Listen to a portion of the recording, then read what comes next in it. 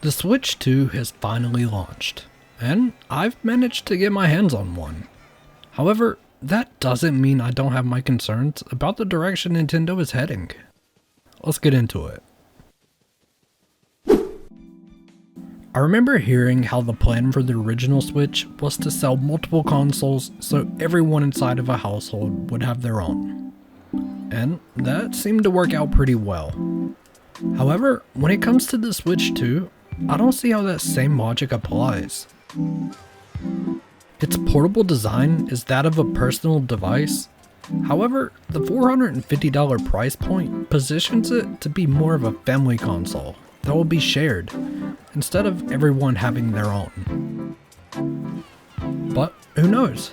Maybe Nintendo has a portable-only version in the works, just like they did with the first console.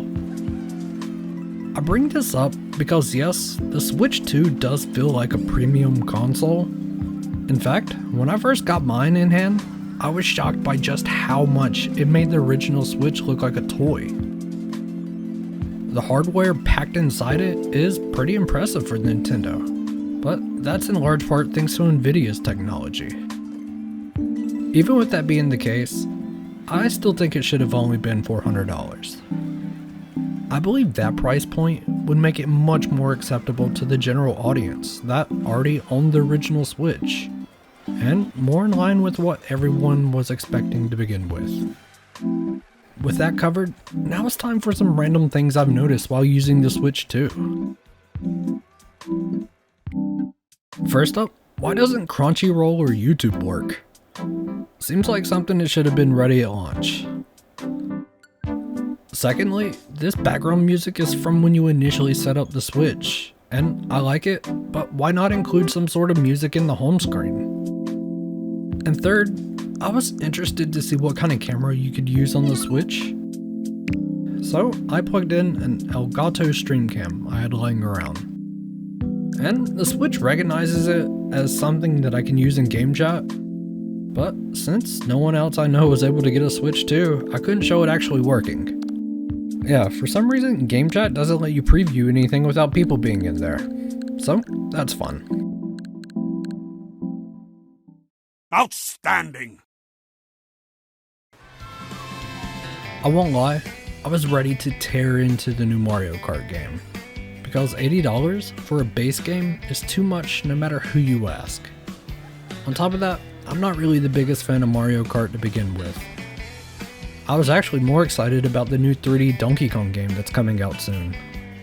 But Mario Kart World has proven it's an incredible game, filled with a ton of fun and new game modes. Crazy enough, it even launched without bugs, which is sadly rare amongst games that come out nowadays. The Knockout Tour is my new favorite way to play Mario Kart. Having a single race across the map that doesn't stop unless you get knocked out is way more fun than playing the Grand Prix game mode. Plus, being able to explore the open world and complete all sorts of challenges to unlock new things adds a whole new level to replayability.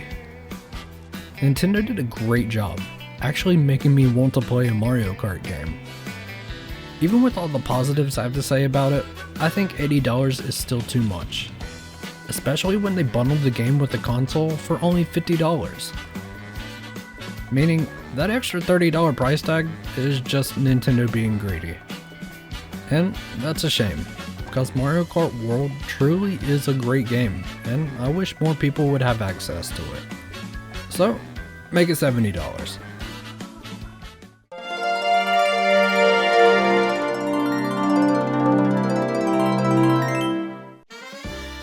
Not everything is negative when it comes to the Switch 2.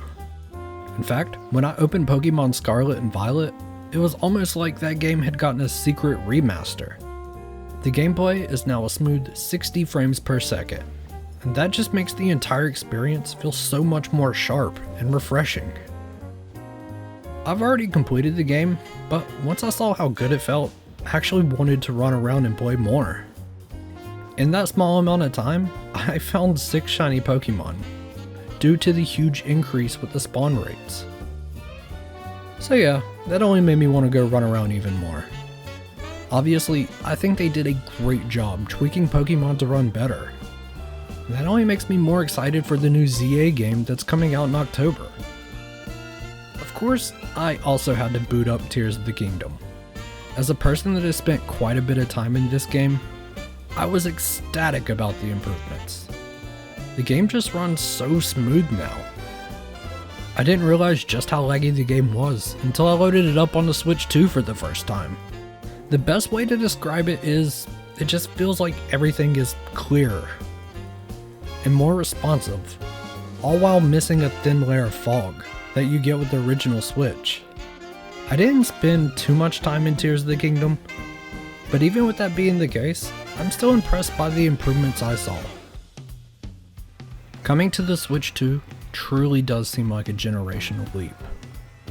And we all know it's only going to get even more incredible games as we go on. I may believe that things are a little bit overpriced, but that doesn't seem to have stopped the console from selling out all over the place. Overall, I'm hopeful and looking forward to what Nintendo has in store for the future.